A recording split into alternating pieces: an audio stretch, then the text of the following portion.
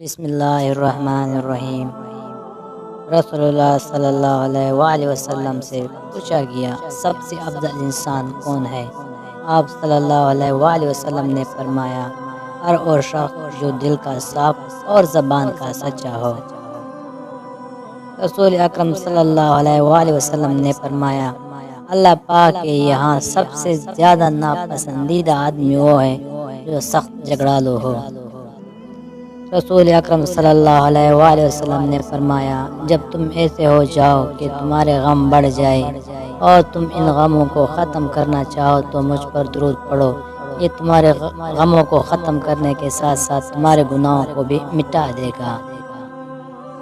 رسول اللہ صلی اللہ علیہ وآلہ وسلم نے فرمایا اگر جھک جانے یعنی عاجزی اختیار کرنے سے تمہاری عزت کٹ جائے تو قیامت کے دن مجھ سے لے لینا۔